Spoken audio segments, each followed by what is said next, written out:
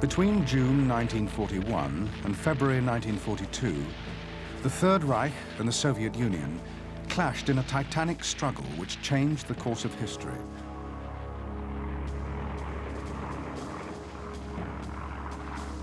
In the battle for Russia, the German Wehrmacht, the most highly trained and successful military machine on earth, attempted to defeat the Red Army and win for Germany a vast Eastern Empire. The result was a collision of unprecedented violence.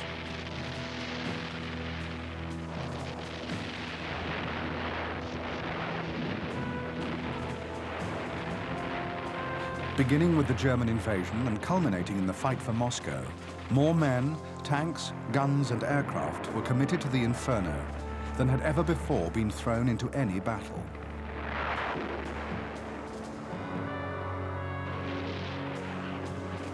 With each side led by an unscrupulous dictator and each army driven by a pitiless ideology, war was waged with a ferocity and barbarism up to then unimaginable.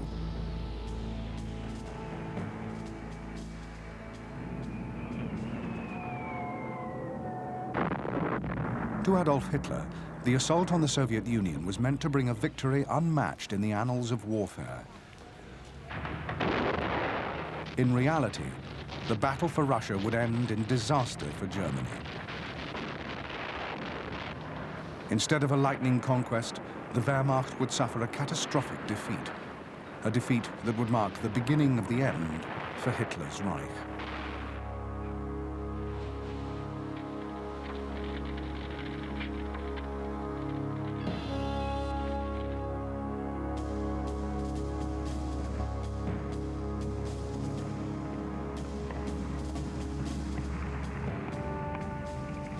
In Moscow, on August the 23rd, 1939, Nazi Germany and the Soviet Union signed an agreement which shocked the world. The Third Reich, the most violently anti-communist regime in existence, had agreed to cooperate with Stalin's dictatorship. Each undertook not to attack the other, and huge quantities of Soviet food, oil and minerals would be exchanged for German manufactured goods. There was also a secret protocol, a protocol which assigned to Germany and Russia their own spheres of influence in Europe, areas in which the other would not interfere. For Adolf Hitler, the agreement came just in time.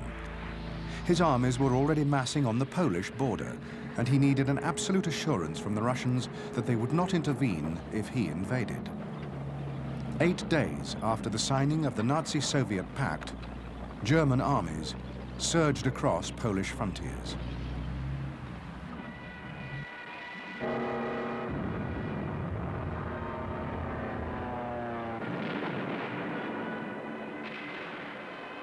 For the Poles, struggling desperately in the face of the Nazi tide, the German-Soviet pact quickly took on a chilling reality. 2 weeks into the battle, the Red Army invaded Poland from the east. With German connivance, the Soviets were to take more than half the country.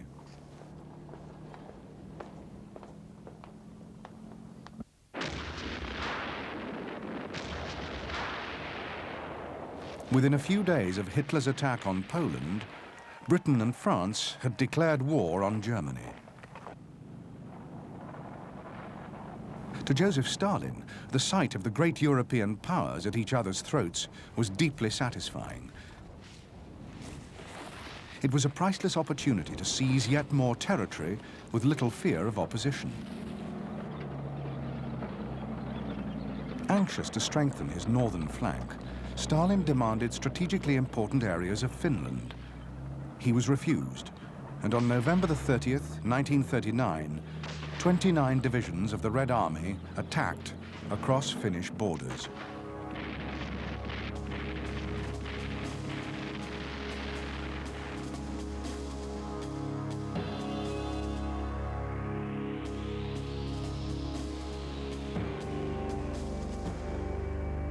Russian forces were deployed in 5 armies. In the south, the main blow was struck by 7th and 13th Armies, pushing across the Karelian Isthmus. To the world's amazement, the Finns checked the advance. In the north, the Russian 14th Army cut off the port of Petsamo on the Arctic coast, a strategically important nickel mining area. However, in the center, the Soviets suffered humiliating defeats. The most costly when a penetration by 9th Army was completely cut off and destroyed.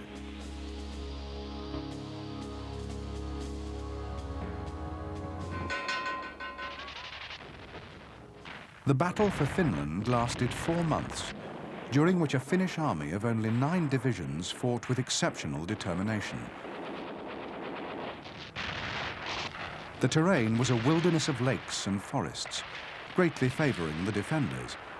And it was only when the Soviets brought up another 11 divisions, more armor and heavy air power, that the Red Army made a significant breakthrough. In March 1940, the Finns were forced to sue for peace.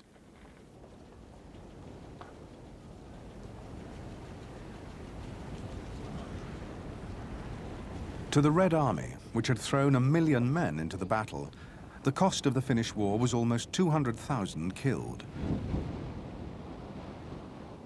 But the real damage was even greater. In the eyes of the world, the much-vaunted Soviet armed forces looked incompetent and utterly ineffective.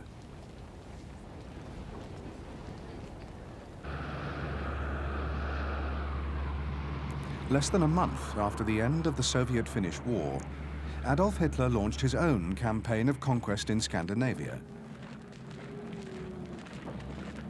On April the 9th, Norway and Denmark were invaded by land, sea, and air.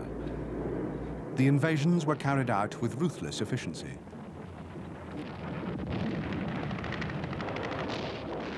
The Germans had complete control of the skies, and in spite of interventions by the British Royal Navy and a Franco-British expeditionary force, within weeks, all of Denmark and most of Norway were in German hands.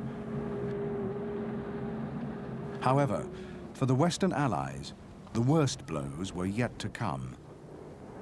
On May the 10th, 1940, 7 German armies, spearheaded by powerful armored formations, struck at France and the Low Countries.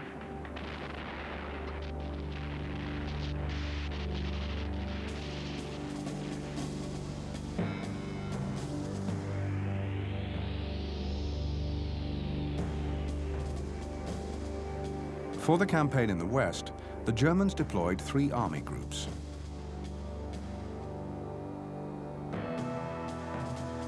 Army Group A in the center was given most of the armored formations. Facing the Wehrmacht were the Belgian and Dutch armies, 3 French army groups, and a highly mobile British expeditionary force.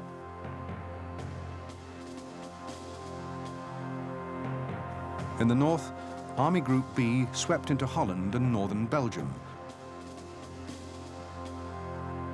drawing the French and British up to meet them. In the center, Army Group A, spearheaded by its panzer groups, bypassed the fortifications of the Maginot Line, smashed through thin French defenses, and raced into the interior.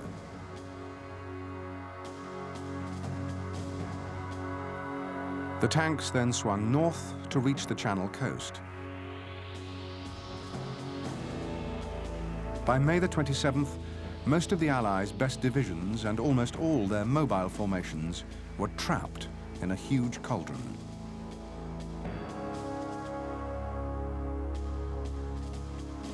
By June the 5th, the pocket had been all but eliminated, and the British had been evacuated from Dunkirk. The main German effort now switched to the south. and 4 days later, Army Group B reached the Seine below Paris. Army Group A broke through on May the 12th, and with Army Group C, encircled French forces behind the Maginot Line.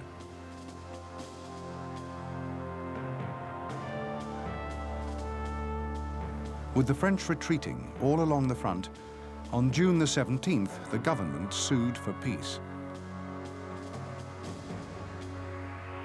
In less than 6 weeks, Germany had conquered 4 countries and 250,000 square miles of territory.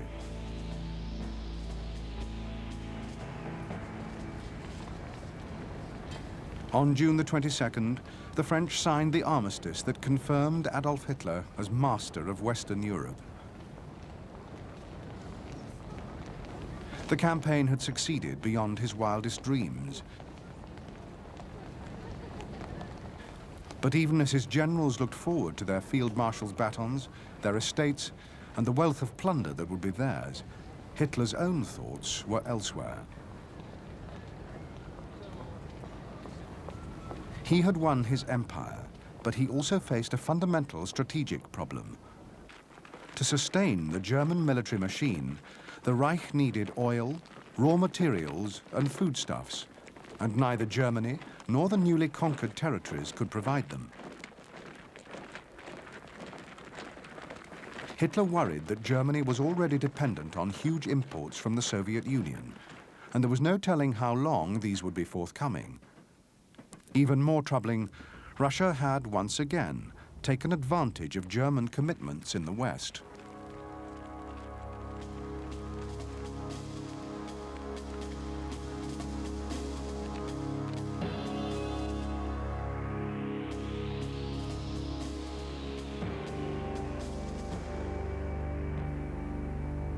To the Soviet conquest of eastern Poland in September 1939,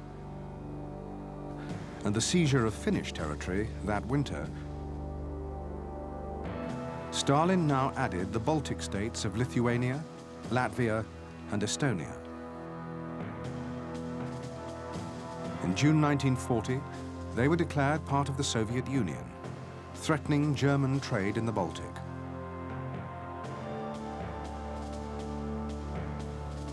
Hitler's reply was an agreement with the Finns that would allow German troops on Finnish soil.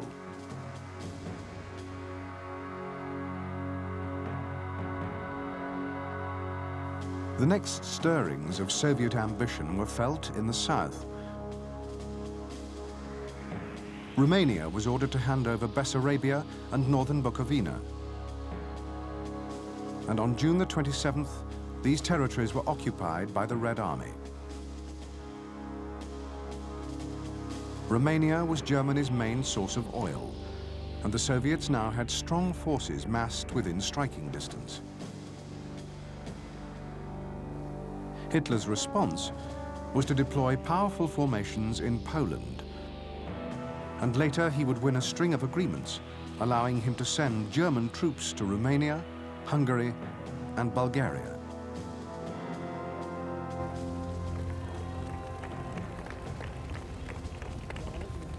While Germany and the Soviet Union jockeyed for advantage in the Balkans and the Baltic, in the West, there remained a thorn in Germany's side. Britain was still defiant. Her army had been driven from France, leaving nearly all its heavy weapons behind. But Winston Churchill, the new Prime Minister, was refusing to negotiate. Not only did he proclaim that Britain would fight to the end, but he also launched a diplomatic initiative to turn Russia against Germany. In fact, Stalin had no intention of being drawn into a war which could only benefit the capitalist West. The British overture was firmly rebuffed.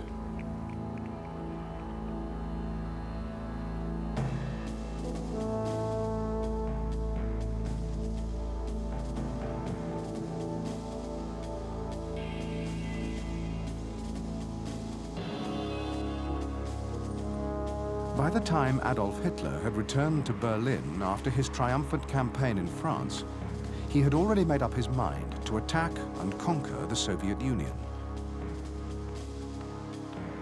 From the beginning, Hitler had built the Nazi Party on a deep hatred of communists, Jews, and Slavs, and he was convinced that Soviet communism was a Jewish conspiracy.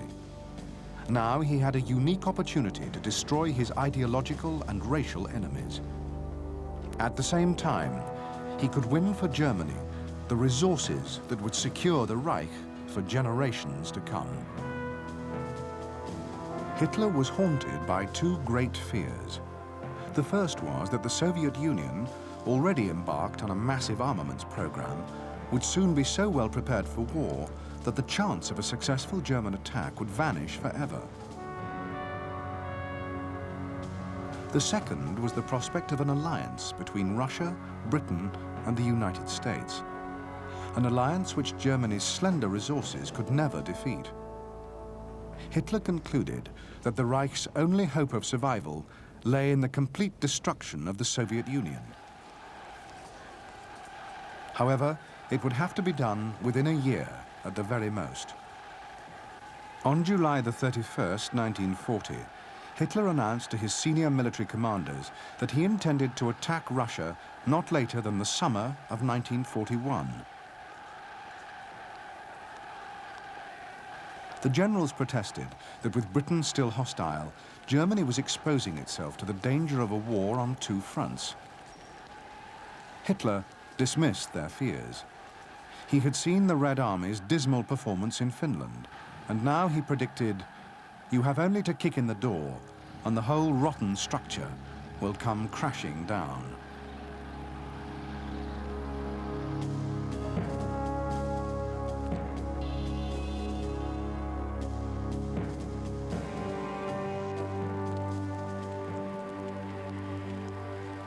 Since 1928, Joseph Stalin had kept his position of supreme power in the Soviet Union by the most devious and ruthless means. Everyone who might conceivably threaten his authority was killed. In 1937, he had turned his attention to the Soviet armed forces.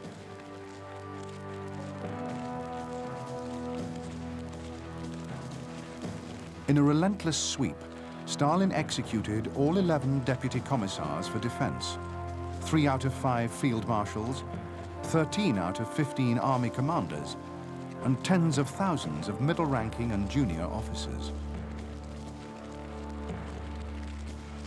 Many more were sent to labor camps.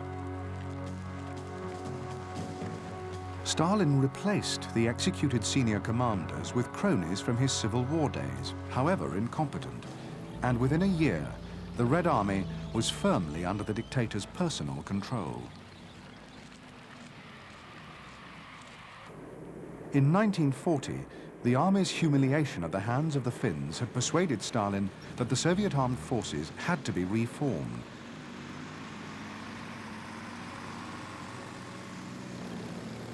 The incredible speed of Germany's victory over France only underlined the urgency of the task.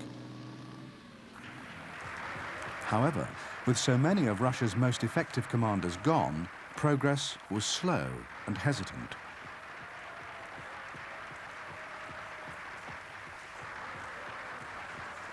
Although Stalin was deeply worried about German intentions, he was sure that while Britain was still fighting, Hitler would never attack the Soviet Union. The German leader would apply pressure to get what he wanted, but unless he was provoked, Hitler would stop short of actual war. Surrounded by men who dared not question his judgment, Stalin would persist until the very end in believing that the German threat was no more than a gigantic bluff.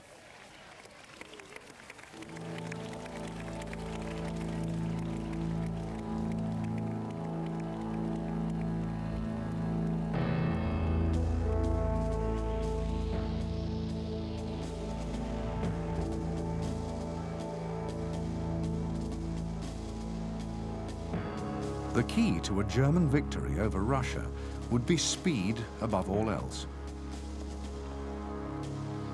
Hitler insisted that Soviet forces in the West would have to be defeated within 10 weeks of the start of the invasion. A complete German victory would have to be won within 17 weeks. The reason was not just the notorious Russian winter, but also the inescapable fact that there would only be enough fuel, ammunition, and supplies for a quick and decisive campaign. Time was everything.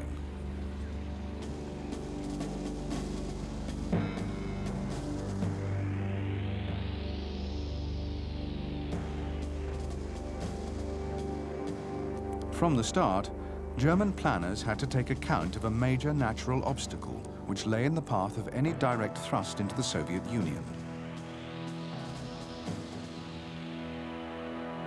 The Pripyat Marshes was a vast area of swamps and forests, 150 miles long and 300 miles deep. It was expected that the Soviet defenders would be in two main concentrations, divided by the marshes, with a reserve around Moscow. The German offensive, codenamed Operation Otto, would be launched by 3 army groups, 2 of them to the north of the marshes and 1 to the south. Army Group Center would have the most important task, a drive straight towards Moscow, the hub of the Soviet system. Army Group North would push towards Leningrad, an important arms production center. Army Group South would attack towards Kiev, from southern Poland and from Romania.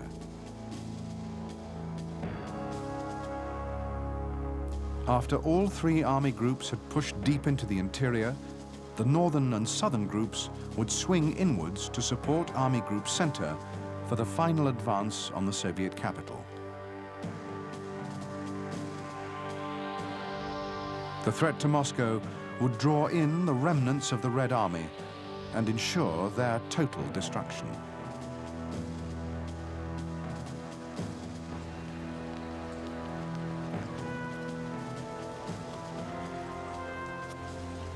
Although the Army High Command had developed its plan over 4 painstaking months, testing and refining it with war games, Adolf Hitler was far from satisfied.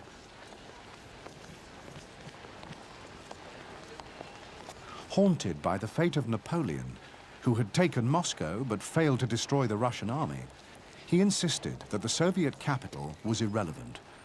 In early December, at a stroke, Hitler changed the entire emphasis of the campaign. His new plan was named Operation Barbarossa.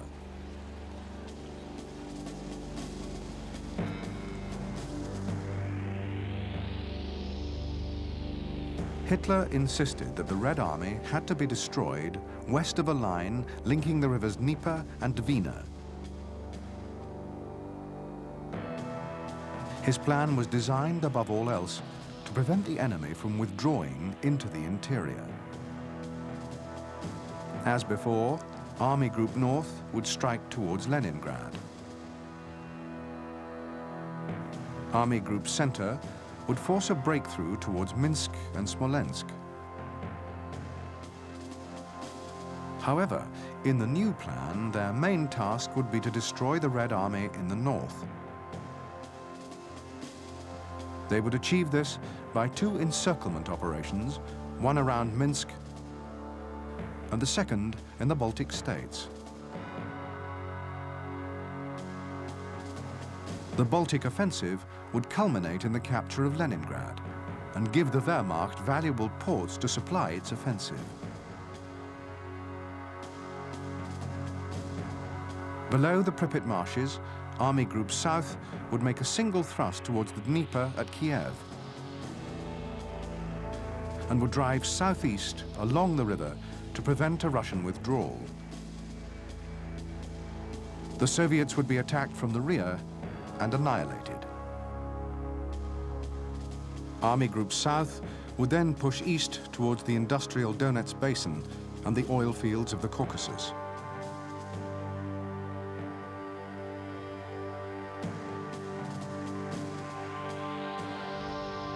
Only after their great flanking operations had destroyed the bulk of the Red Army would the invaders turn their attention to the capture of Moscow.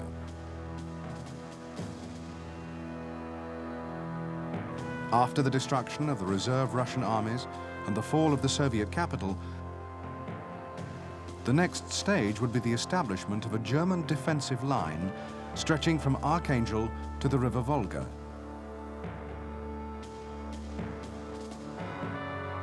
The last remaining industrial areas east of the Volga and beyond the Ural Mountains would now be in easy reach of the German Air Force and would be bombed into the ground. Without an industrial base, the Russians would be unable to mount an effective resistance for the foreseeable future.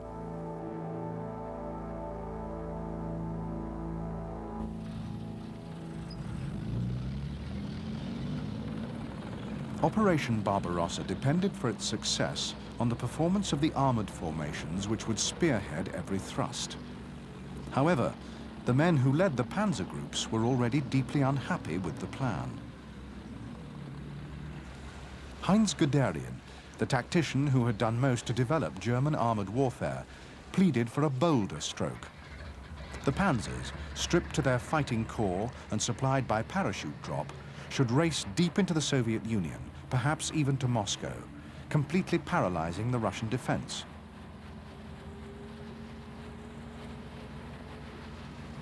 Mopping up could be left to the infantry following on behind. Hitler and his senior commanders, nearly all infantry and artillerymen by training, would have none of Guderian's plan.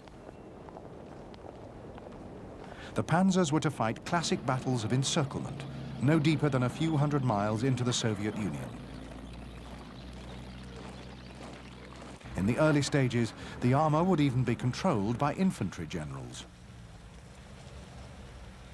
The panzer leaders, Germany's greatest assets in its campaigns so far, would begin the most ambitious offensive in the Reich's history with their hands firmly tied.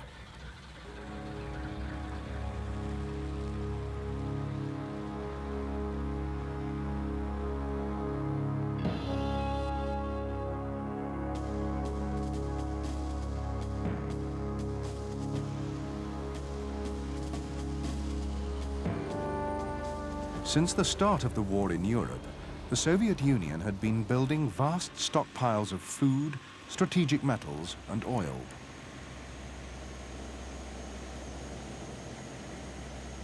At the same time, an increasing proportion of Soviet industry was being located far to the east, in relative safety beyond the Urals.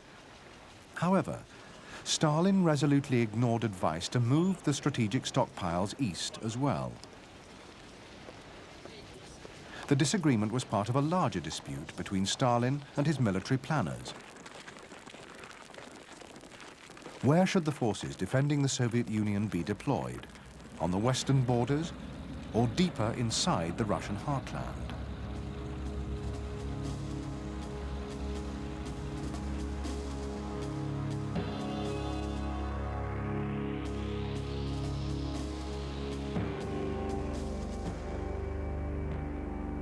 During the 1930s, the backbone of the Russian defense was the Stalin Line,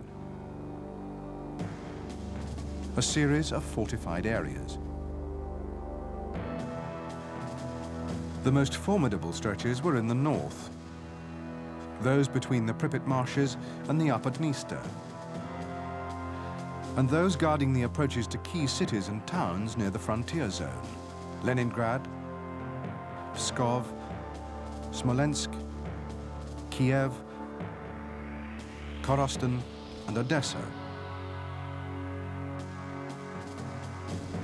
The system was capable of causing immense problems for any invader,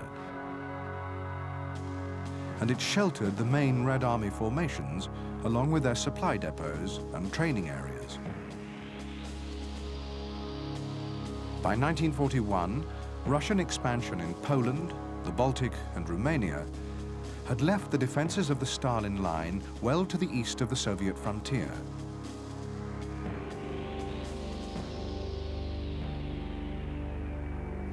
Stalin now insisted that the Red Army should move west, leaving its fortifications and supply dumps behind, and take up positions on the new borders.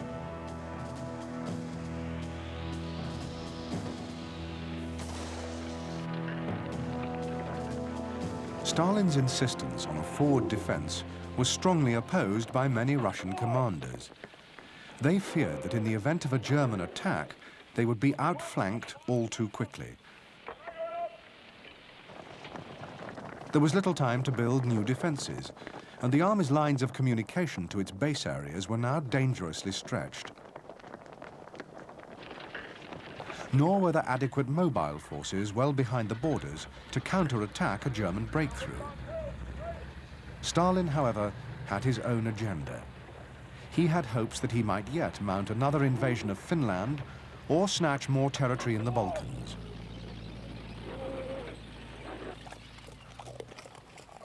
Meanwhile, the Red Army was expected to mount a defense of the Soviet Union from little more than an incomplete system of trenches.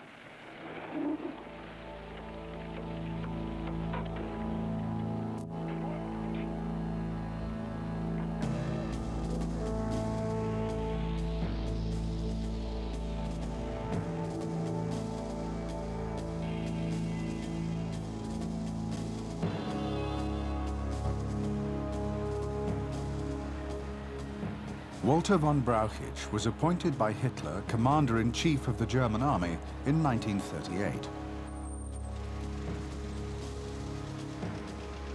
A competent, but by no means outstanding soldier, he was chosen more for his pliability than for his professional qualities.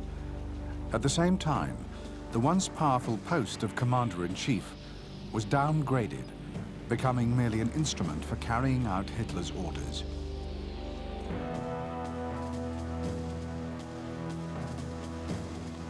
Although Brauchitsch was in charge of operational matters during the Polish and Western campaigns, he had no real say in the way the war as a whole was fought. On one occasion, Brauchitsch did try to stand up to Hitler. During the preparation of the French campaign, he criticized the logistical side of the plan, and for his pains, he was severely reprimanded. To add to the indignity, Hitler refused to let him resign. When Operation Barbarossa was being drawn up, Brauchitsch voiced doubts that the Luftwaffe could fight both Britain and Russia at once. Hitler instantly browbeat him into submission, and when Brauchitsch supported a direct thrust at Moscow, he was told that only ossified brains could think of such an idea.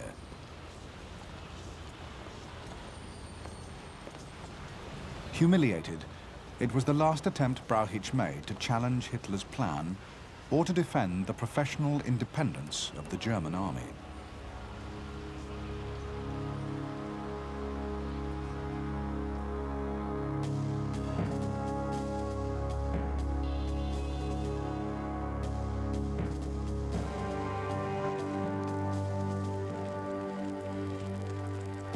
Georgy Zhukov had joined the Russian army during the Great War and the Red Army in 1918, rising quickly through the ranks.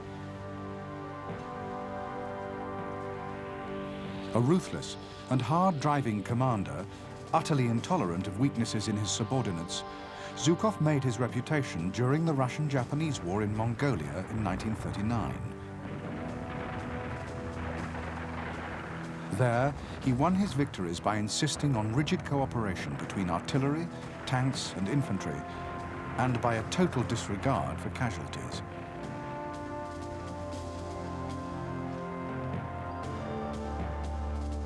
In January 1941, Zhukov had taken part in elaborate war games, supervised by the defense commissar, Marshal Timoshenko. Zhukov had commanded the forces representing the Germans and had succeeded in wiping out the Russian defenders on the borders and penetrating deep into Soviet territory. Afterwards, Stalin fired the chief of the General Staff and Zhukov was given his job.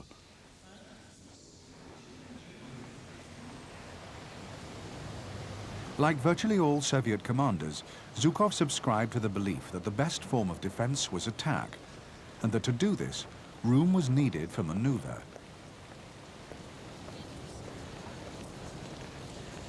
He disagreed profoundly with Stalin's plan for a forward defense of the western frontiers and wanted to hold back strong formations in the interior.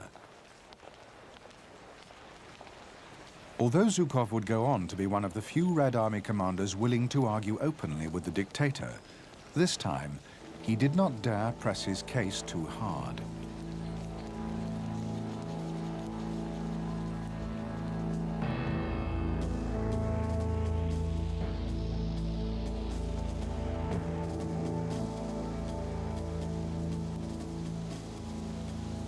Following his decision to invade Russia, Hitler had ordered a major expansion in the German army.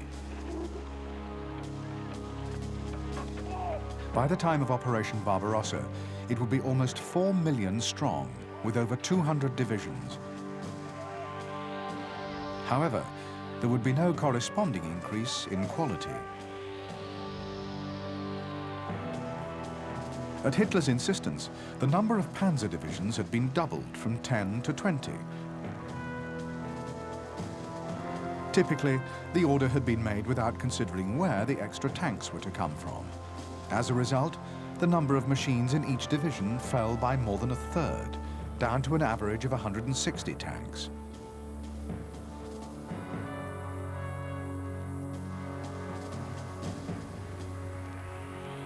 Nor were there enough of the newer, heavier models to compensate.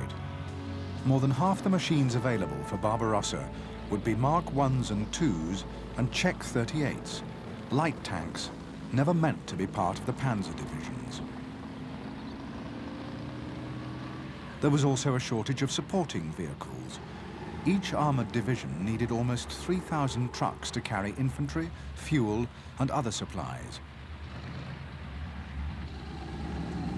Newly formed motorized infantry divisions also needed trucks, and Hitler had made no provision for increased production. Many units were instead equipped with captured vehicles, mostly French, much less robust than German types. There was also a 50% shortfall in stocks of tires. In fact, so far was the German army from being a mechanized fighting force that the infantry divisions would haul their supplies into the Soviet Union using 625,000 horses.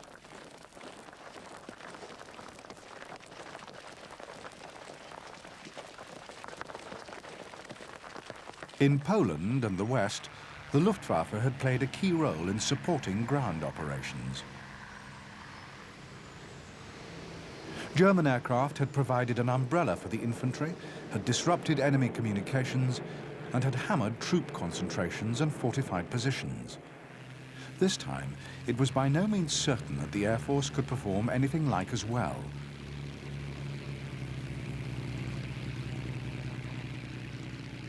In the Battle of Britain, the Luftwaffe had been dreadfully mauled, and it had no more aircraft for the Russian campaign than it had deployed against France in 1940.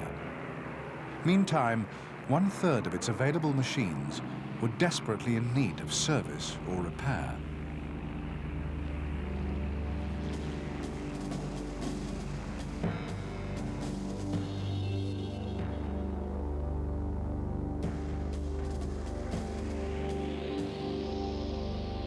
The Mark III Panzer had been designed in 1937 as the mainstay of the German armored divisions.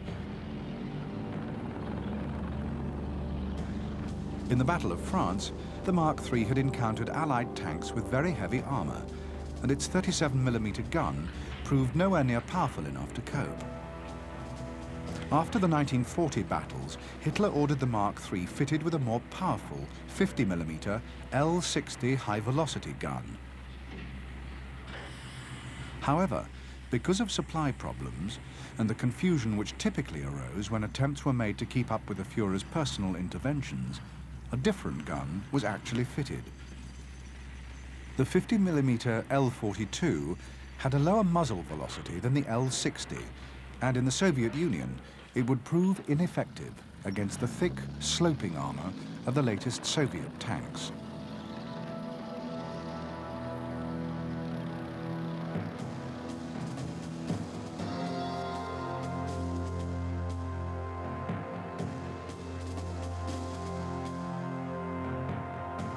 For Operation Barbarossa, German fighter groups were equipped with the Messerschmitt 109, a superb aircraft, superior to any current Soviet fighter.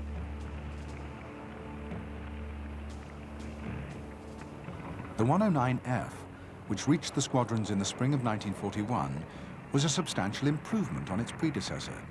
Its fuselage was aerodynamically cleaner, and its wingspan had been slightly increased, giving a better performance at all altitudes.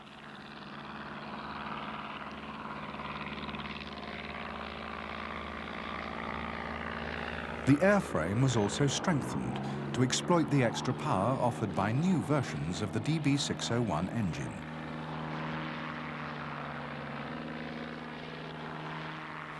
Fast, maneuverable, and a delight to fly, the 109F was armed with a single cannon firing through the spinner and 2 machine guns on the nose. Because pilots were unhappy with the 15mm cannon fitted to early Fs, later versions mounted a far more destructive 20mm weapon.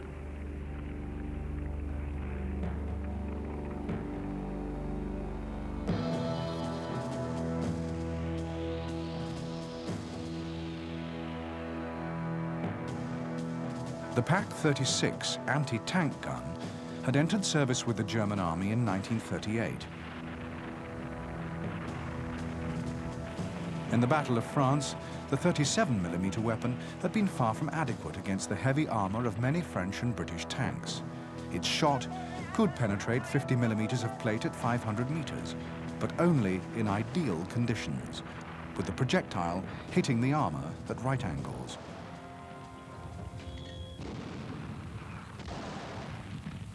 In 1940, a more powerful version of the gun was introduced. The 50mm Pak-38 could penetrate 80mm of armor at 500 meters, although again, only under perfect conditions. In Russia, of the 72 anti-tank guns in each infantry division, less than 1/10 would be Pak-38s. The rest would be the much less effective 37mm weapon.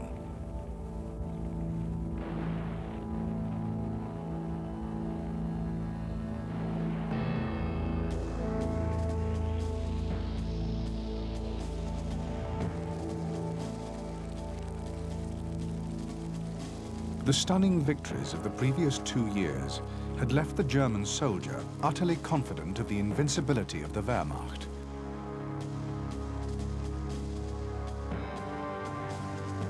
In training, tactics, and leadership in the field, the German army had been shown to be without equal. By 1941, it was even better than before. Training had been improved in the light of battlefield experience, and the relations between the men and their officers, always good, had been tempered in combat to a new level of confidence and trust.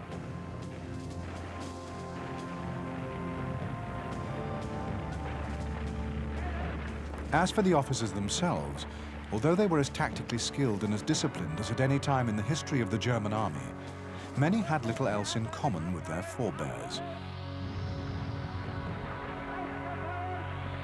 Under Hitler, the influence of the traditional military class had declined, and rearmament had increased the size of the officer corps very quickly.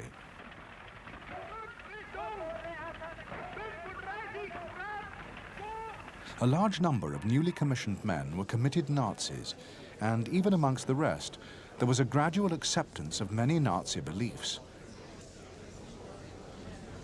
The conviction that Russians were an inferior race and a hatred for Jews was by now widespread amongst German officers. When Hitler demanded that in Russia ruthless measures must be taken against Bolshevists, partisans and Jews, there was little protest from German commanders at any level. Parteitag der Bewegung geht zu Ende. Was In the Soviet Union, the German army would descend to levels of barbarism that the officer of only a generation before would have found unthinkable.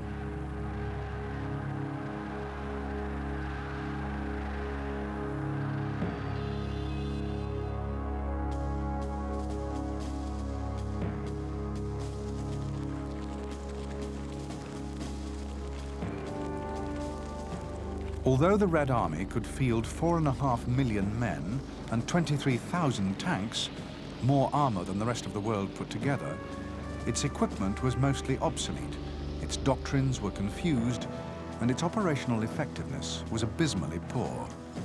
Finland, and now the German victories in France, had shocked the army into frantic efforts to reform itself. But the task was a mammoth one.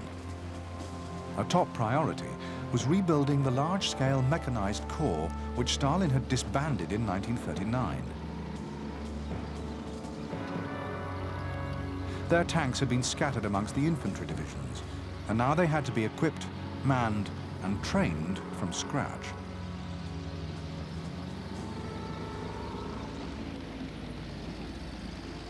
By the spring of 1941, the reorganization of the Soviet armed forces was still far from complete. Only 30% of Russian tanks were fully serviceable. The new mechanized corps had only half the machines they had been promised, lacked motorized support vehicles, and had no tracked supply or infantry vehicles at all. Motor transport was short throughout the Red Army, as were spare parts. Ammunition supplies were a problem for the artillery, for the newer tanks, and for the anti-tank guns. There was also a desperate lack of ancillary equipment, particularly radios. And in nearly all Russian armored formations, only the tank of the unit commander would be equipped with wireless.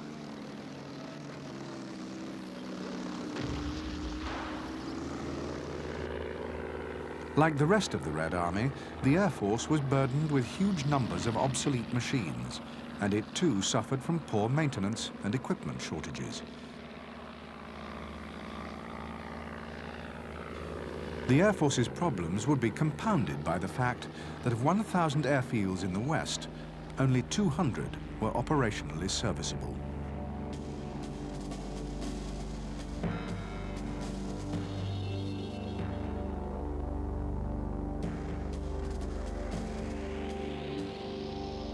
The BT series of fast tanks was based on a revolutionary suspension system developed in America and licensed to the Russians in the early 1930s.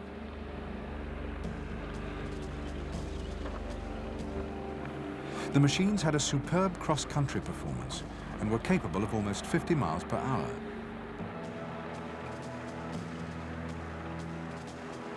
Although it was armed with a 45mm gun, almost as good as the best of its German counterparts, the BT-7 was lightly armored and could easily be destroyed by any German tank or anti-tank gun.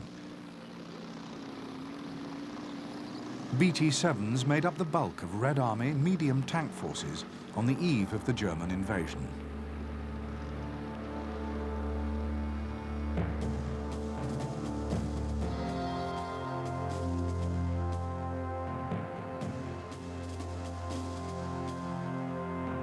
The T-34 was the best all-round tank design of the Second World War and entered service with the Red Army in the summer of 1940. Its excellent suspension had been developed from the BT-7, and with its wide tracks and powerful diesel engine, it was capable of traversing ground that would be impossible to any other tank of its weight.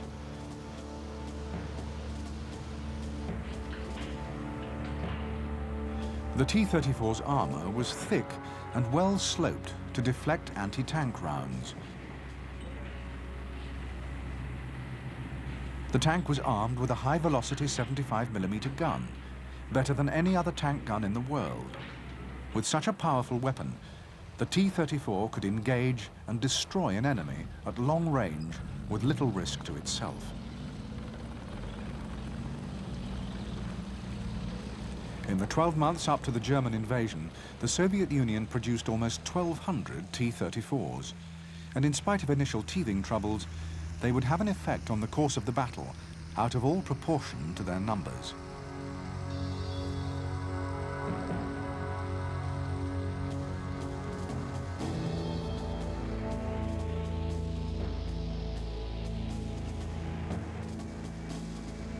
The Petlyakov PE-2 entered frontline service with the Soviet Air Force in late 1940.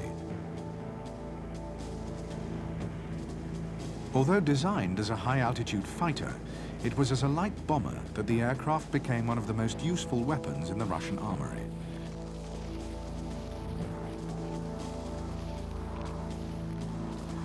A popular aircraft with the men who flew it, the PE-2 was easy to handle, stable in a dive, and capable of very accurate bombing. It was also faster than the German 109E fighter, although when it encountered the later 109F, it had to depend for survival on its high-altitude capability, and bombing accuracy suffered as a result. The PE-2 would prove one of the most successful aircraft of its type in any Allied Air Force, and it would be updated throughout the war. Although only 458 were in service at the start of Operation Barbarossa, before the battle was over, the aircraft would take a very heavy toll of German armor and supply columns.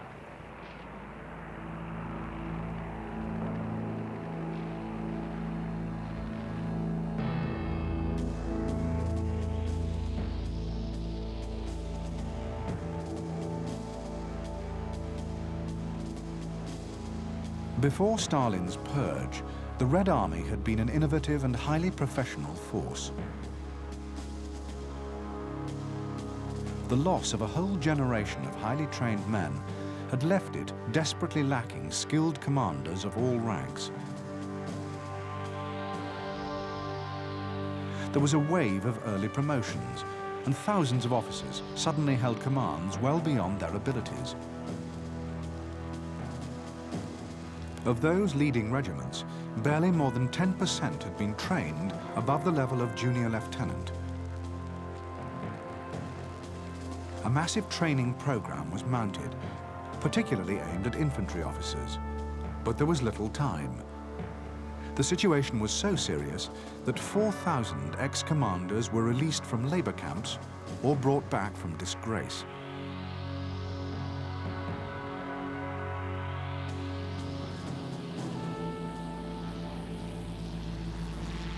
The rapid expansion of the Russian Air Force posed even greater training problems than those faced by the army.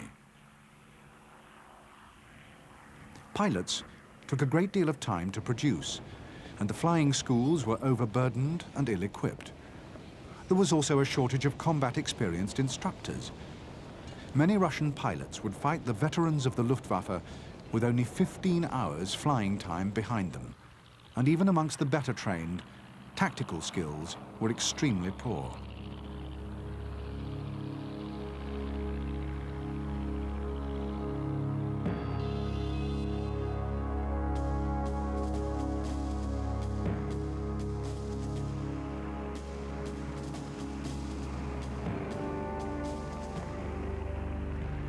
In Directive 21, Hitler's order for the attack on Russia, he had given a date of May the 15th, by which time all preparations must be complete.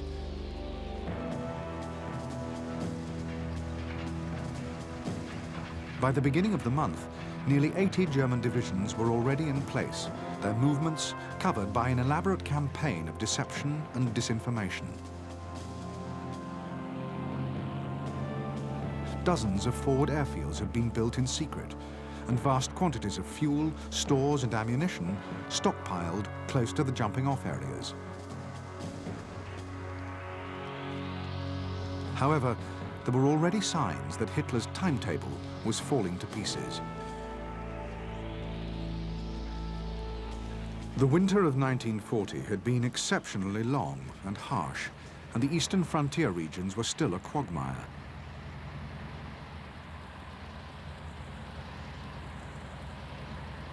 Neither had the army yet received anything like the number of trucks it needed. With a postponement looking ever more likely, events in the south soon made it inescapable.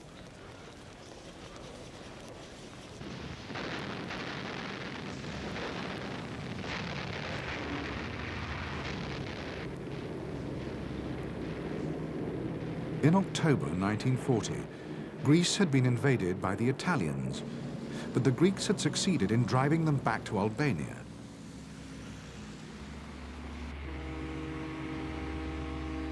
The British sent an expeditionary force to help Greece, suddenly posing a grave threat to Germany's Romanian oil supplies.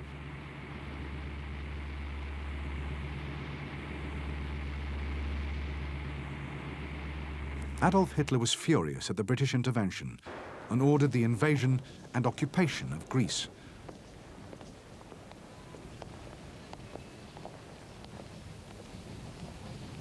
The Greek campaign was intended to be a simple operation, and Hitler thought he could count on the support of Yugoslavia.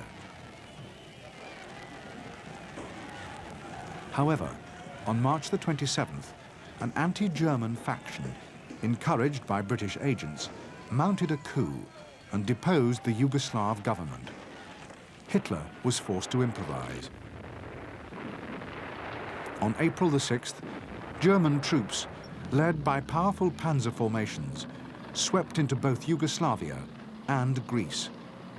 Until the armored units could be retrieved from the Balkans, the invasion of the Soviet Union would have to wait. The new date for Operation Barbarossa was June the 22nd.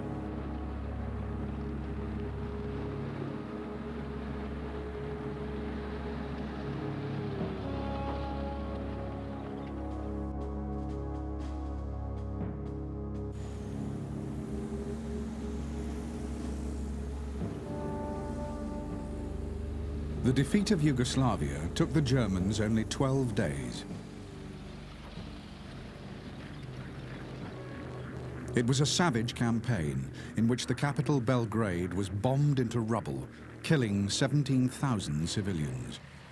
2 more weeks and Greece was also overrun. By the end of April, the British Expeditionary Force had been evacuated by sea, leaving thousands of its men prisoners and abandoning most of its heavy equipment. As soon as the Balkan campaign was over, German armored forces and headquarters units began to trickle northwards to join the massive forces already assembling in Romania, Poland, and East Prussia.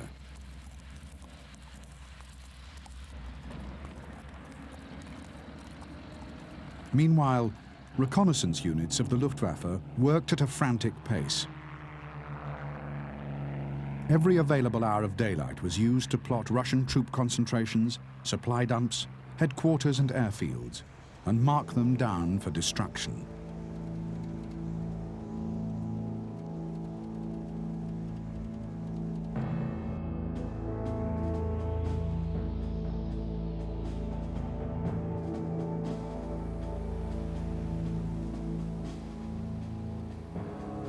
For the invasion of Russia, fully 75% of the entire German army, more than 3 million men, was assembled into 3 massive army groups. The armored fists of the attack deployed more than 3,500 tanks, and the ground forces were supported by 2,500 aircraft. It was an enormous effort, and there was no possibility that it could be completely hidden from the Russians. However, Adolf Hitler had a ready explanation for Stalin. With breathtaking audacity, he sent a message telling him that he had moved his troops to Poland to protect them from British bombers.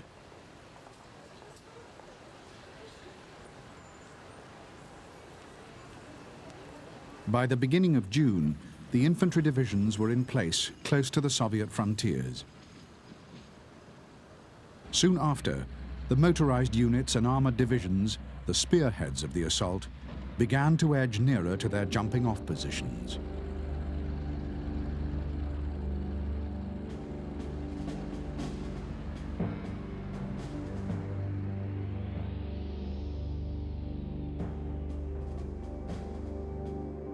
Army Group North was concentrated in East Prussia. Commanded by Field Marshal Wilhelm von Leeb, Army Group North had 18th and 16th Armies. Von Leeb's armoured spearhead was General Herpner's Panzer Group 4. The infantry armies would field 20 divisions, and the Panzer Group 3 armoured and 3 motorised infantry divisions. The Finnish, Karelian and Southeastern armies would join the battle later, in loose cooperation with Army Group North. For air support, von Leeb could call on the 1st Air Fleet. Army Group Centre was deployed in Poland. Commanded by Field Marshal Fedor von Bock, Army Group Centre had 9th and 4th Armies. Its armoured forces were Hoth's Panzer Group 3 and Guderian's Panzer Group 2. The 2 infantry armies fielded 33 divisions, and the Panzer Groups 9 armoured, 6 motorised, and a cavalry division. Army Group Centre could call on 2nd Air Fleet for support. Army Group South was deployed in southern Poland and Romania. Commanded by Field Marshal Gert von Rundstedt, Army Group South had 6th and 17th Armies in Poland and 11th Army in Romania. Its armoured force was Kleist's Panzer Group 1. The infantry armies had 33 divisions, and the Panzer Group 5 armoured and 3 motorised divisions.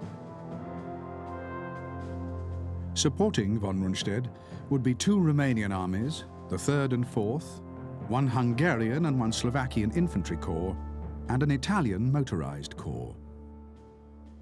The 4th Air Fleet would support ground operations.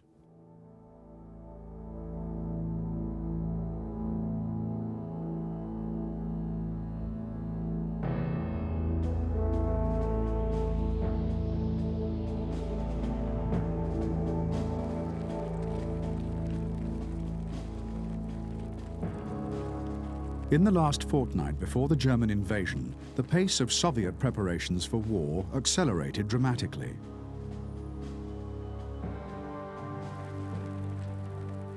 Although Stalin was still refusing to believe that the German danger was real, his commanders were forcing through precautionary measures wherever they could. 793,000 reservists were called up for training, so at least some frontline units could be brought up to strength.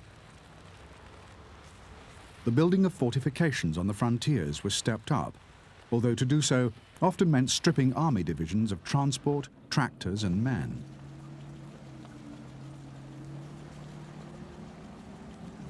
Anti-aircraft defences were also strengthened, although their crews were still under the strictest instructions not to open fire on German aircraft.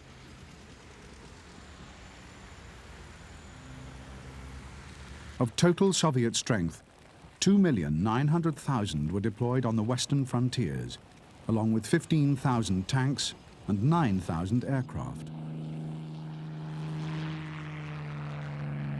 More divisions were on their way. However, by the time of the German invasion, a full Soviet mobilization would not even have begun.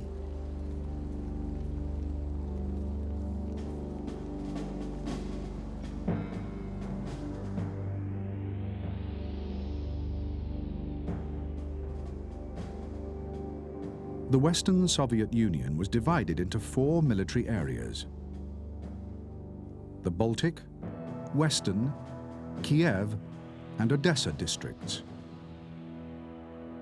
After the start of the battle, these were reorganized and renamed fronts.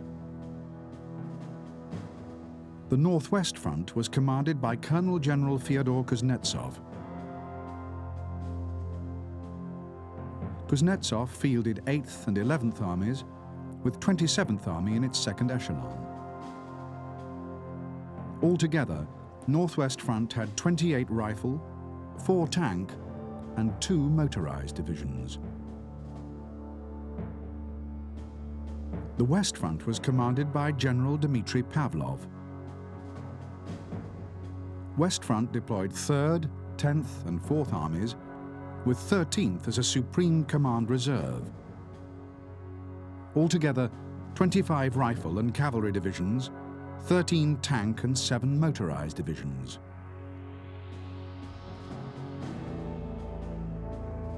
The Southwest Front was in the Ukraine and was commanded by Colonel General Mikhail Kirponos. Kirponos had 5th, 6th, 26th and 12th Armies, with 27 rifle and cavalry divisions, 12 tank and 6 motorized divisions.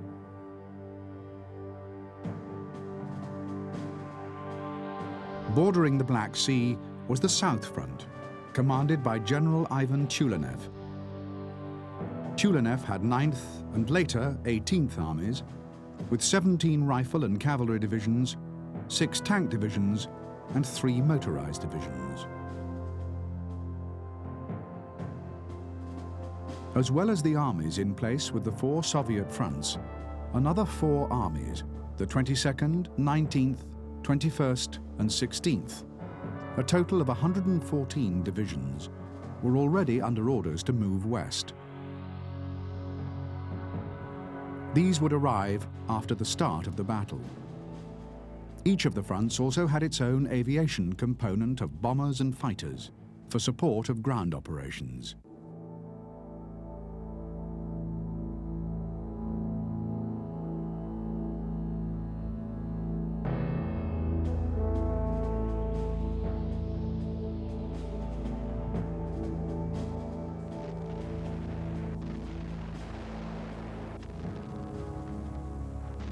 Starting at 3:15 on the morning of Sunday, June the 22nd, 1941, German guns opened up on one sector of the Soviet frontier after another.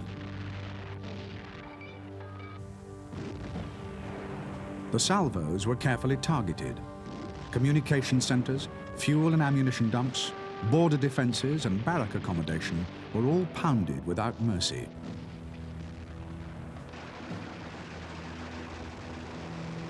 At hundreds of border posts, Soviet guards were killed without warning by specially trained assault troops who secured the bridges and crossing points.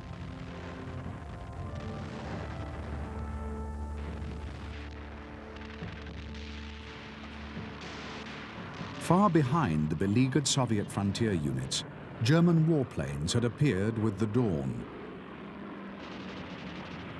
The first waves concentrated their destructive power on Red Army airfields.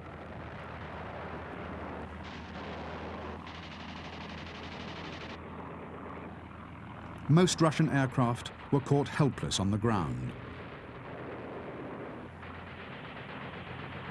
On the first day alone, the Luftwaffe would destroy more than 1,400 Russian planes.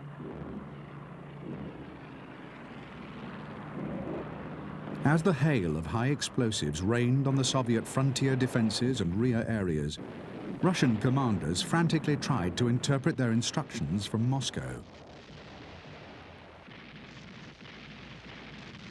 They had been warned not to react to provocations, but no one had told them how to tell a provocation from a full-scale attack. In a welter of confusion, orders were given and then countermanded. Many units received no orders at all.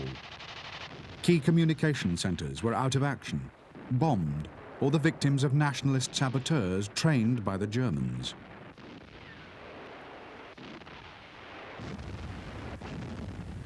By 6 a.m., the whole frontier zone from East Prussia to the Carpathians was engulfed in one gigantic battle.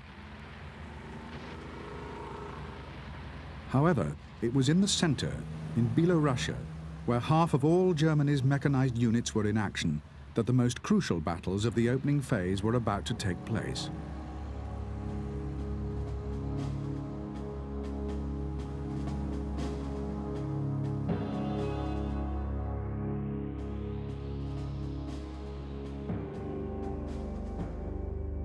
Opposite the German Army Group center were 4 Soviet armies.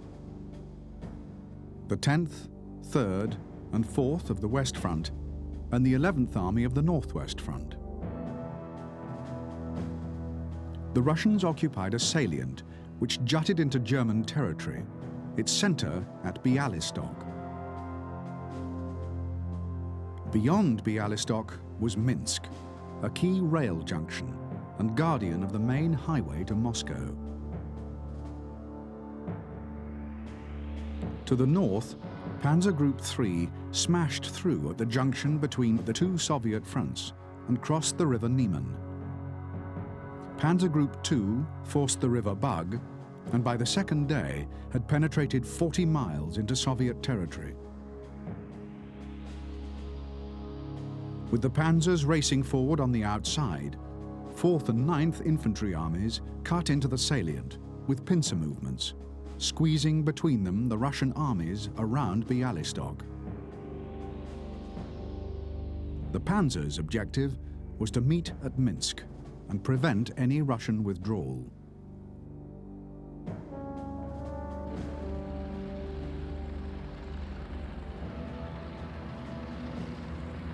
As the German spearheads sliced through the Soviet frontier armies, Moscow failed completely to grasp the dimensions of the catastrophe which had befallen Russia.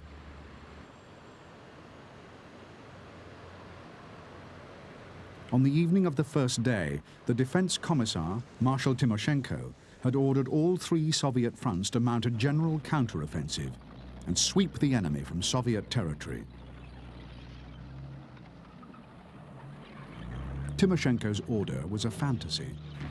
The Soviet reserve was not yet fully mobilized, and there was no operational plan. All General Pavlov, commander of the key West Front, could do was turn for inspiration to war games played the previous January. With control and communications in the frontline areas almost completely broken down, with fuel and ammunition dumps burning, and the German Air Force in control of the skies, the attacks were doomed from the start.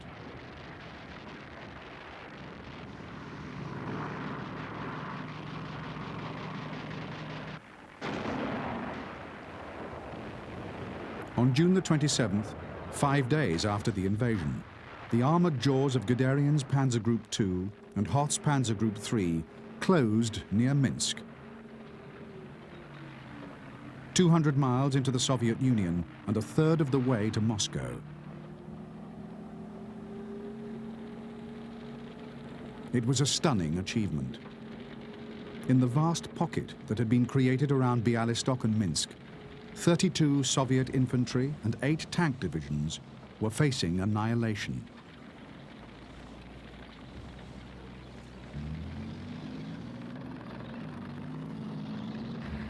While Army Group Center was smashing its way into the Soviet West Front, Army Group North had thrown its 600 tanks at the junction of the Soviet 8th and 11th Armies of the Northwest Front.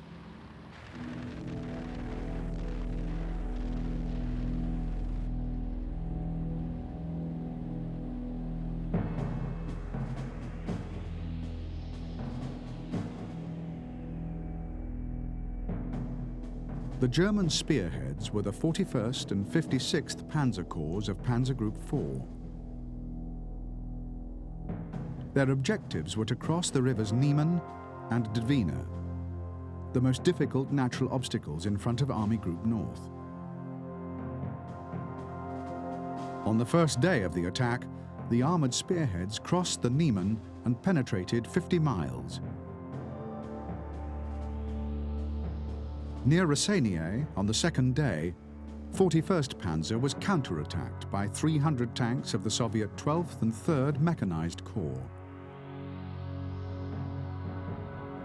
It took 4 days for the Germans to encircle and destroy the Russian force.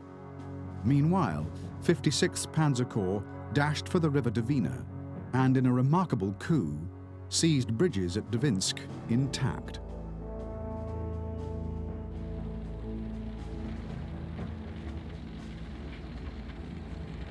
After the seizure of the Dvina bridges and the fall of Dvinsk, the leading formations of 56th Panzer Corps furiously set about enlarging the bridgehead.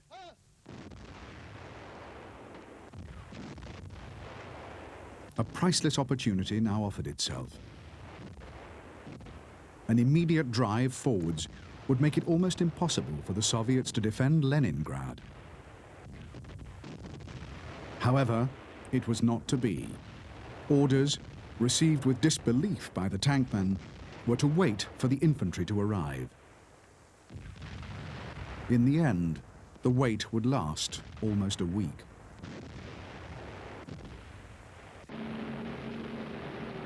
While German operations in the north and in the center had produced dramatic advances, in the south, the invasion forces attacked a sector whose commanders had woken up quickly to the German threat, and whose tank forces vastly outnumbered the panzers. From the start, the invaders faced a determined resistance.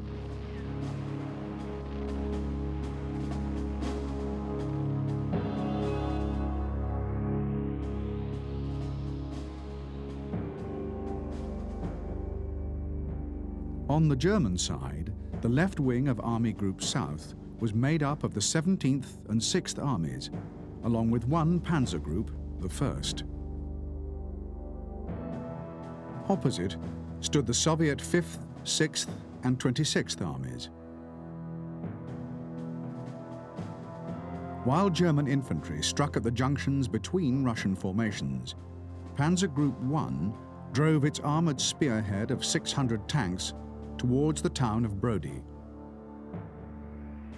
On June the 26th, 5 Soviet mechanized corps, with over 1,000 tanks, mounted massive counterattacks from north and south.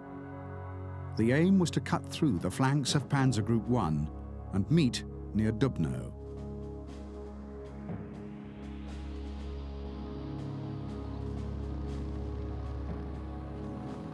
The battle between Panzer Group 1 and the massed armor of the Soviet Southwestern Front was one of the fiercest of the whole invasion, lasting a full 4 days.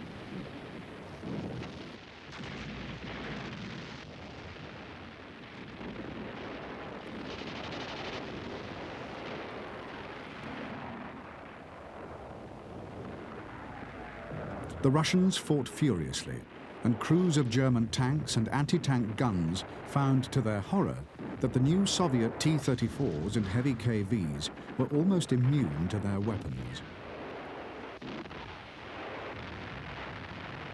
However, the tanks were seldom handled well or concentrated into powerful groups. They could be isolated, and after they had been immobilized by blowing off their tracks, they could be destroyed at close quarters.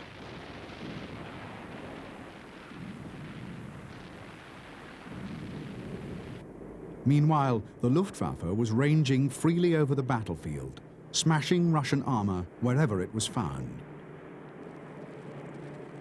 The Soviet armored pincers failed to meet at Dubno.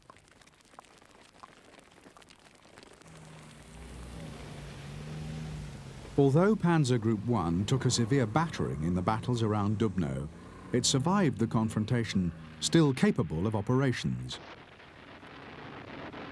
The Soviets did not. The last substantial tank forces in the south had been used up, consumed in the inferno.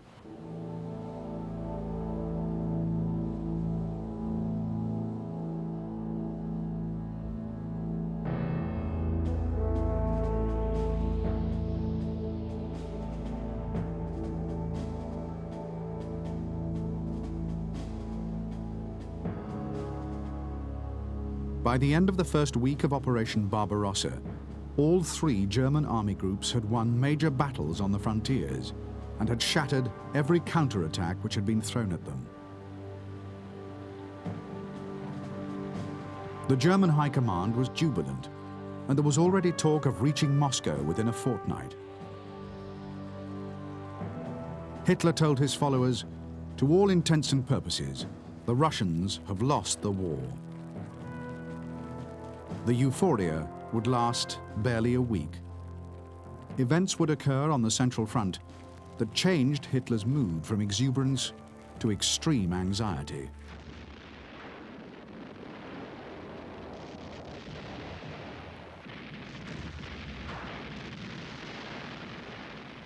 To the astonishment of German soldiers, the encircled Russian forces in the pockets at Minsk and Bialystok were fighting on, even when their situation was plainly hopeless. Mopping up was taking far too long and costing too many German casualties. The German infantry, with no motor transport, had been slow to seal the encirclements, and many Russians were escaping the net, the very thing that Hitler had been most anxious to avoid.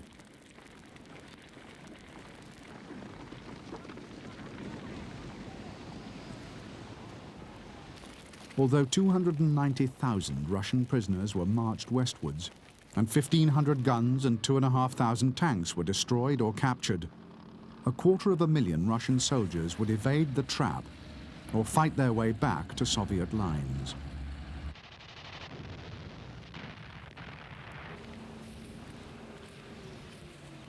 As Hitler and his commanders realized that the victories at Bialystok and Minsk had been only partial, there were bitter recriminations. Hitler blamed the leaders of Army Group Center, particularly the Panzer generals, for leaving gaps in the ring. The Panzer leaders, for their part, were deeply frustrated. For almost a week, their advance east had been stopped, while they closed the pocket and waited for the infantry to catch up. They feared that if the momentum of the armored offensive was lost, further east, Russian resistance would stiffen behind the rivers Dnieper and Dvina.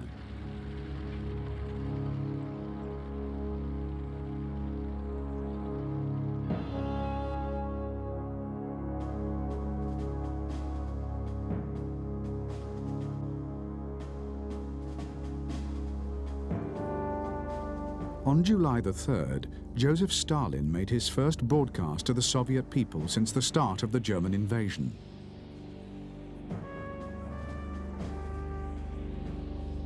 Laying aside the cloak of communist ideology, he appealed for a patriotic war. There would be no surrender, and everything that could be of use to the invader was to be destroyed in his path.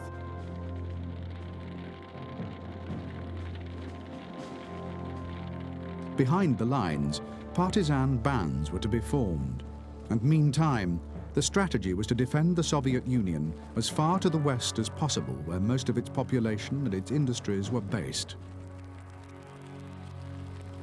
Provision was being made to dismantle key factories which lay in the path of the invader and ship them east, along with their skilled workers. But it would all take time. Terrified that the Soviet state faced complete collapse, Stalin quickly introduced the harshest penalties for those accused of being panic-mongers, cowards, or incompetents.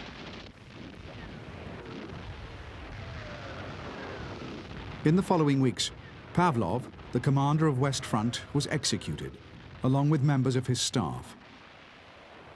As for lesser commanders, many who had broken out of encirclements were also shot for not having resisted to the end. Meanwhile, on the German side of the lines, captured Red Army soldiers thought to be communists, commissars, or Jews were handed over by the army to SS special action groups for immediate execution. In the months to come, many Red Army units would fight to the bitter end because their leaders dared neither surrender nor retreat.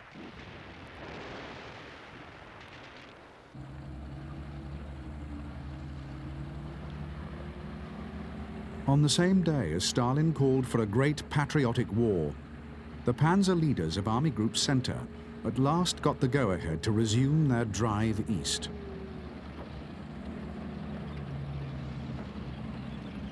The main panzer forces had been static for almost a week, and now, on the very day the general offensive was resumed, the weather broke.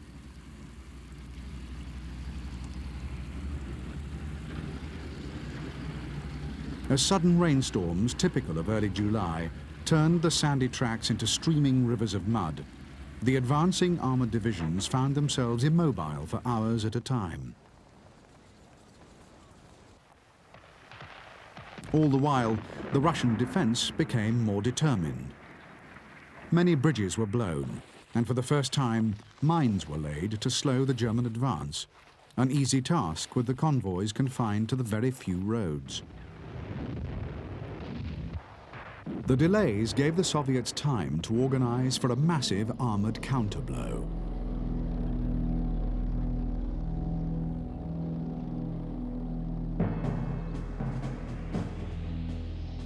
The ultimate objective for Army Group Center was the city of Smolensk, which commanded the road to Moscow.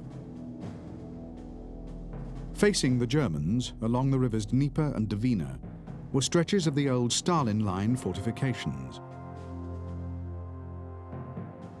The defenders were 13th Army of the West Front and the 22nd, 20th and 21st Armies of the Supreme Command Reserve.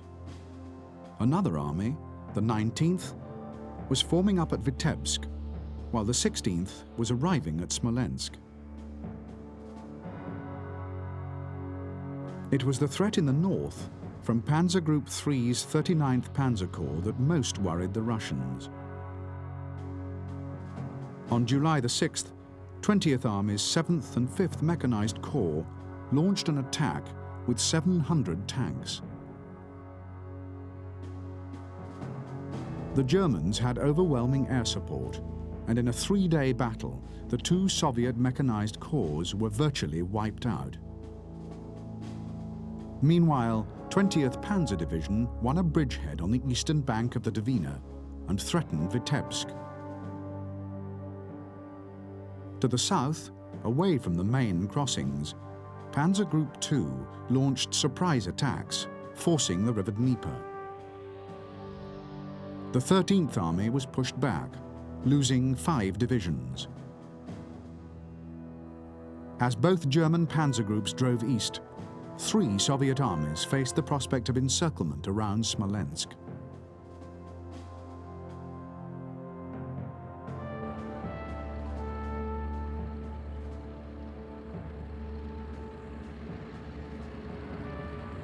South of Smolensk, Guderian's 2nd Panzer Group advanced at speed, and its 29th Motorized Infantry Division took the city on July the 16th.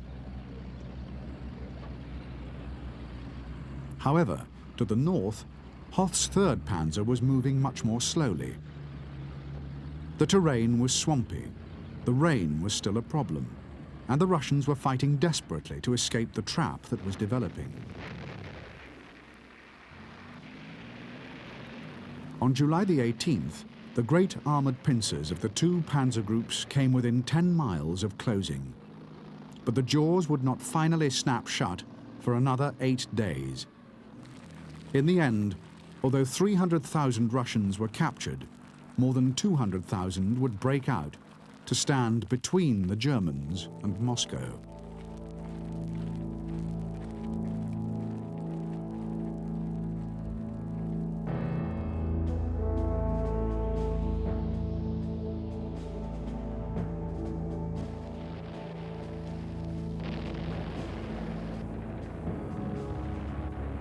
By now, nearly 4 weeks into the campaign, it was obvious to German commanders and to Adolf Hitler himself that the number of divisions the Red Army could field had been grossly underestimated.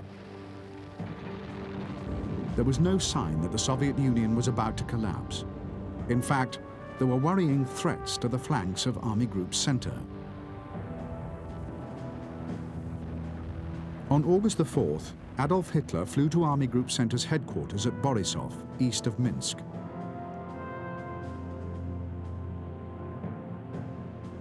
By now, he had lost faith in battles of encirclement and had begun to believe that he could best defeat the Soviet Union by inflicting severe economic damage.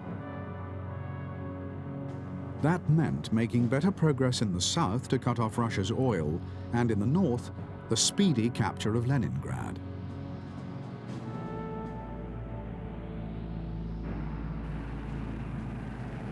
He had come to Minsk to tell the commander of Army Group Center, Field Marshal von Bock, that his drive east towards Moscow was to be stopped, and his tanks were to be sent to Leningrad and the Ukraine.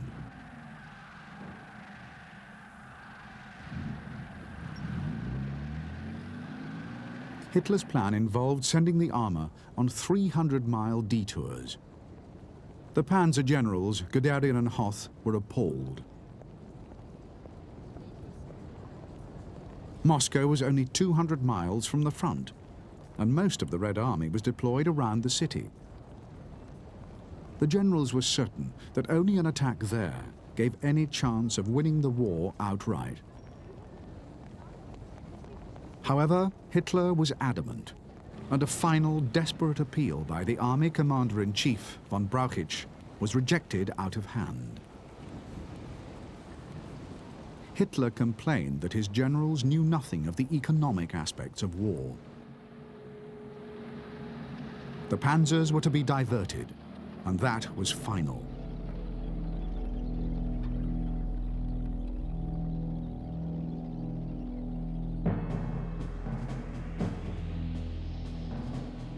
By mid-July, below the Pripyat marshes, the 6th Army of Army Group South, along with Panzer Group 1, had reached to within a few miles of Kiev. The armor had then swung south, while the advance from Romania, with the Romanian 3rd Army and the German 11th and 17th, pushed east. 3 Soviet armies were squeezed into a pocket near Uman. As the pocket was eliminated, the tanks turned north and crossed the Dnieper.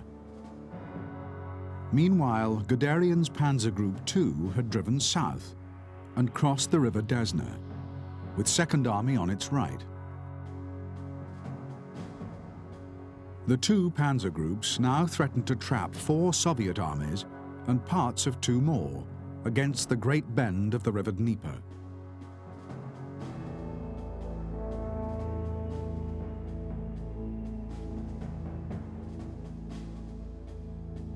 For its final thrust at Leningrad, 4th Panzer Group of Army Group North had, on Hitler's orders, been reinforced by tanks from Army Group Center.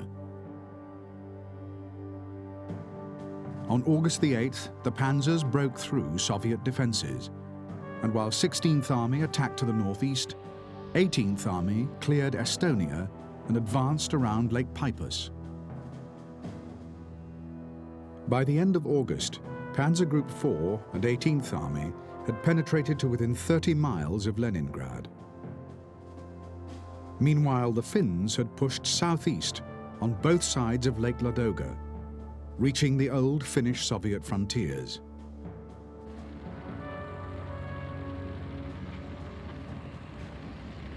On September the 9th, Army Group North began a final push on Leningrad. Within 2 days, German soldiers were on the heights only 7 miles from the city, and artillery was pounding the inhabitants relentlessly.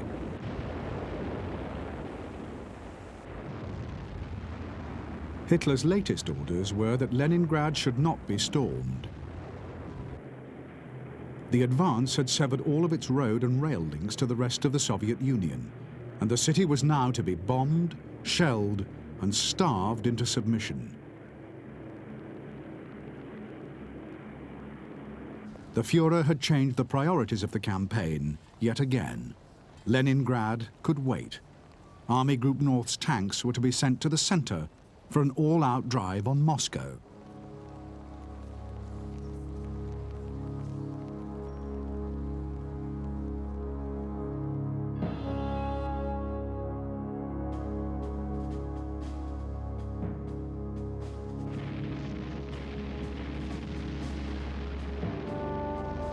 It was the Soviet West Front, launching furious counterattacks with its ground and air forces, which had drawn Hitler's restless attention to the Moscow sector.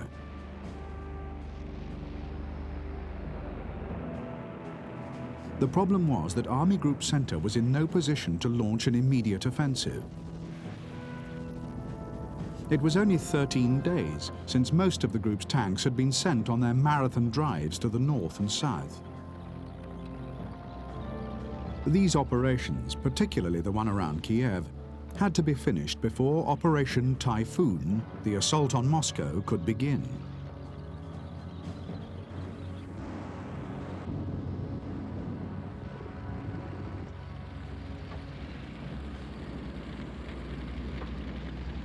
The encirclement of Soviet forces in the south was achieved on September the 16th, when Kleist's Panzer Group 1 and Guderian's 24th Corps met at Lochwitzer, 120 miles behind Kiev.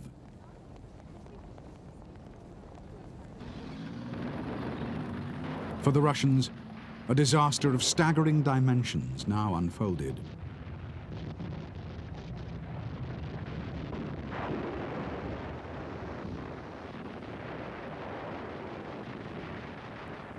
The encircled Russian armies at Kiev did not give up easily.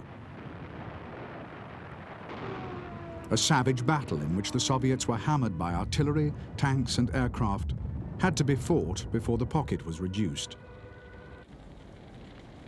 In the end, after 10 days of carnage, the Germans claimed 600,000 Red Army soldiers captured. No one knew how many had been killed in what Hitler called the greatest battle in history. After Kiev, for the first time since the invasion, the Red Army no longer outnumbered the Germans, and there were no more reserves. To defend Moscow, Stalin could field 800,000 men in 83 divisions, but no more than 25 of those divisions were fully effective, and there was a desperate shortage of armor and aircraft. On the German side, there were 2 million men in 70 divisions. Almost 1/3 of the divisions were mechanized, the highest proportion of mechanized units to infantry in any German attack of the war so far. Operation Typhoon, the drive on Moscow, began on October the 2nd.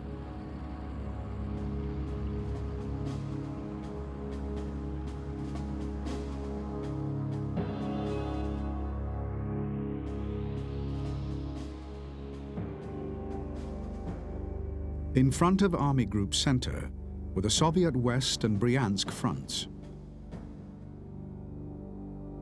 There was also a series of elaborate defense lines, up to 250 miles long. The first centered on Vyazma and the others on Mozhaisk.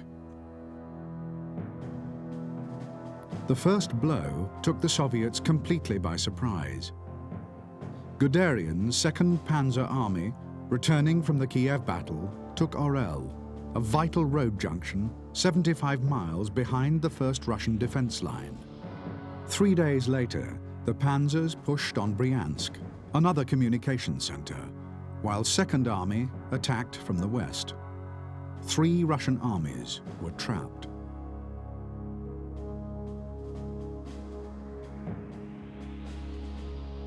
To the north, 3rd and 4th Panzer Armies threw their pincers around Vyazma, trapping another 5 Soviet armies. Moscow's first line of defense had been shattered in the opening blows, and the door to Moscow had been burst open.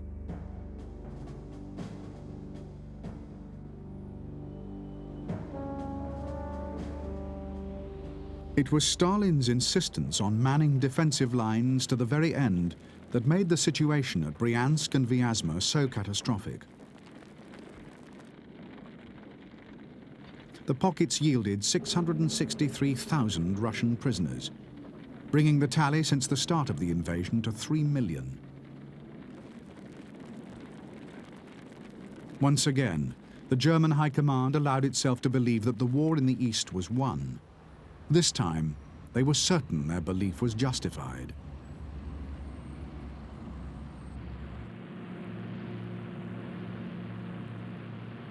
On the Russian side, only 90,000 men and a handful of tanks were left on the last defense line in front of Moscow. In desperation, Stalin summoned General Zhukov, who had been organizing the defense of Leningrad, and gave him the job of saving the capital. Weeks before, Zhukov had resigned as chief of the general staff after a disagreement with the dictator. But now Stalin chose to forget their differences. By this time, the situation outside Moscow was critical.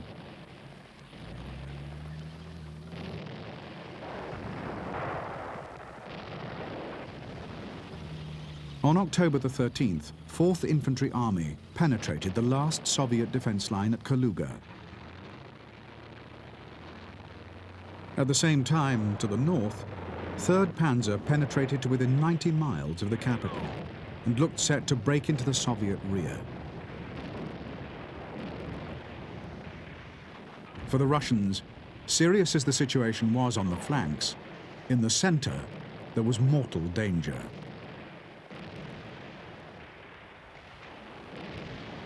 There, 10th Panzer Division and the SS Das Reich Motorized Division had beaten off a furious counterattack at Borodino.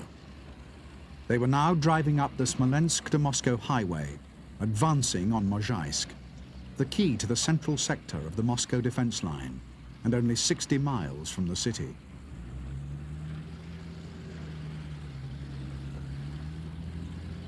With the German armies on the threshold of the capital, there was panic in Moscow. Martial law was declared.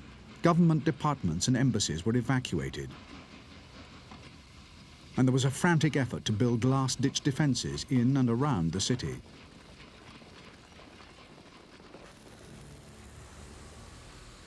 Although the citizens of Moscow expected little mercy from the Germans, in fact, none knew the savage reality of Hitler's plans for the Soviet capital.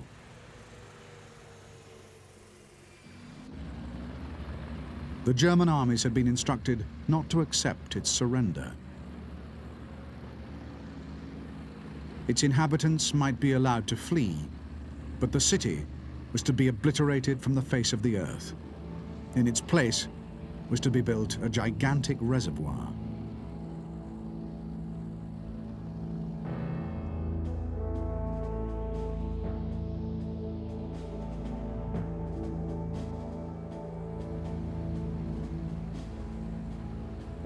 Almost from the beginning of Operation Typhoon, the weather had deteriorated steadily. The German advance, first in the south and then in the center, had gradually slowed as the season of rain and sleet had begun. Under the weight of traffic, the 3 roads on which the whole offensive depended for its supplies were reduced to quagmires. As the rain and snow persisted into a 3rd week, the supply system broke down completely. Eventually, only tracked vehicles could move at all, and their fuel consumption soared, while engines rapidly wore out. Meantime, the troops were living in appalling conditions, permanently wet, cold, and utterly exhausted. The advance slowed to as little as 2 miles a day.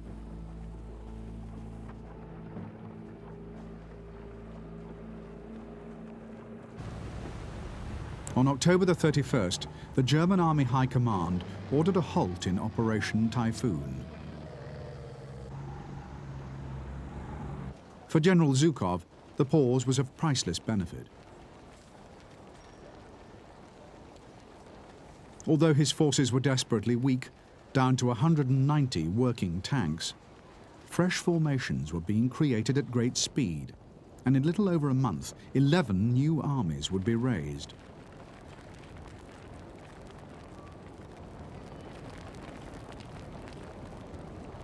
Although some of the new formations were made up of barely trained conscripts, 30 divisions would be well-equipped and immensely tough Siberian troops. These had been freed from the eastern frontiers as Soviet intelligence assured Stalin there was no longer a threat from the Japanese. With the Siberians would come 1,000 tanks and 1,000 aircraft.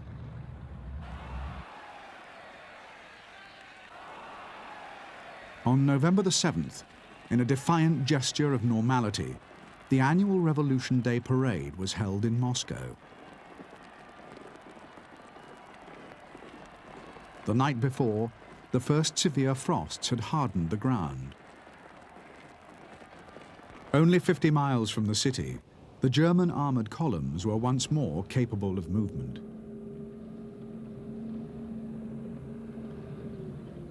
The last great effort to capture Moscow began on November the 15th. In increasingly heavy falls of snow, and with temperatures sinking ominously, the Germans threw themselves at the Soviet defenses. For their part, the Russians, on Zhukov's orders, launched a series of spoiling attacks. Little quarter was given on either side.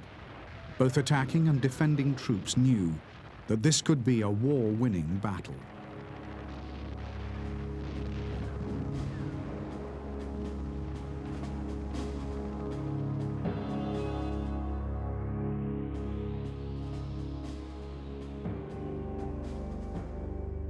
Facing the German advance on Moscow were three Soviet fronts: Kalinin, West, and Southwest. However, it was the six mostly understrength armies of General Zhukov's West Front that would bear the main weight of the assault.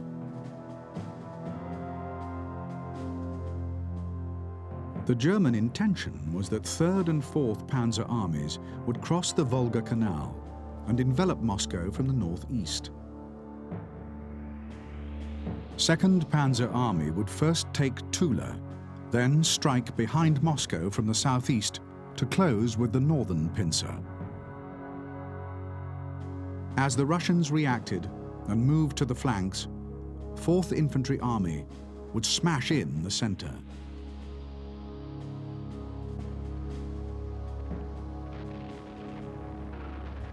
In 2 weeks of desperate fighting, in ever more arduous and exhausting conditions, the battle in the north slowly but remorselessly crept towards the Russian capital.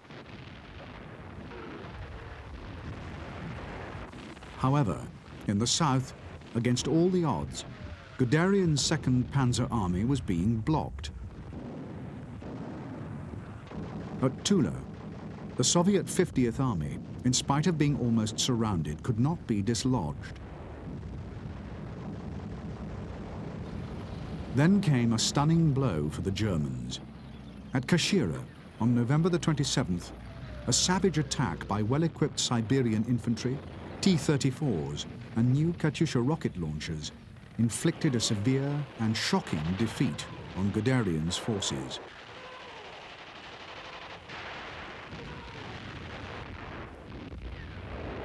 While Guderian's attack was being blocked, then broken to the north, after 10 days of bitter and continuous fighting, 4th Panzer succeeded in crossing the Volga Canal within 20 miles of Moscow and beginning the encirclement of the capital.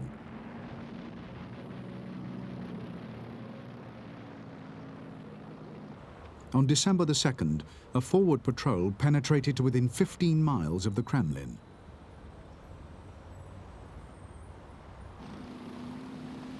Hitler and his senior commanders were convinced that one last gargantuan effort would see the final collapse of Russian resistance. It would all depend on the last battalion.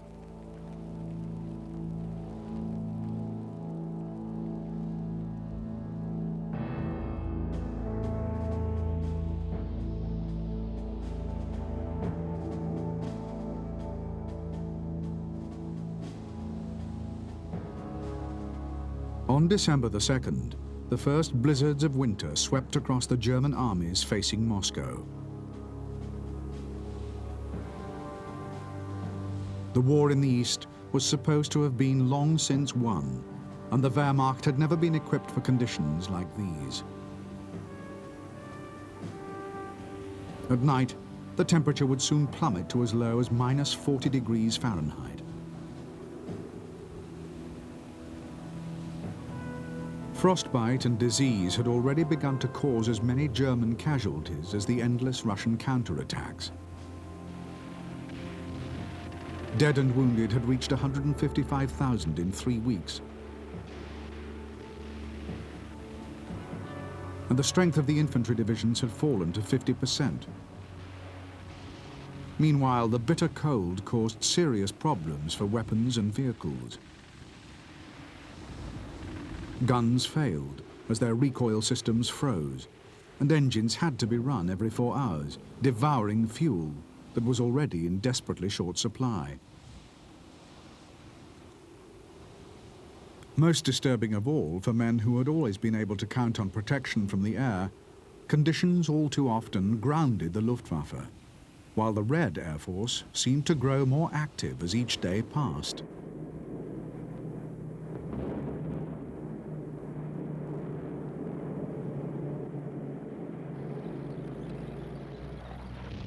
On December the 1st, in the centre, the German Fourth Army had launched a final massive effort to smash what defences remained in front of Moscow. Everything depended on the Russians having no reserves.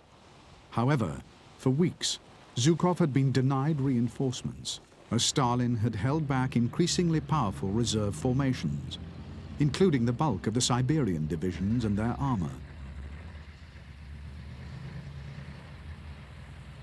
The strength of the defenders was now up to over 500,000 men. On December the 5th, Zhukov launched the reserves in a massive counterattack.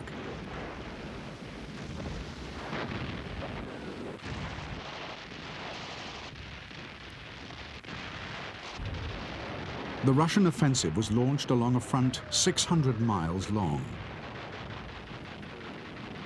To the Germans, whose own offensive was being carried on with the last ounce of their strength, it came as a hideous shock. Along the entire length of the line, German armies were shattered into thousands of isolated units, fighting desperately for survival. The Battle of Moscow was lost, and with it, the German Wehrmacht had lost the battle for Russia.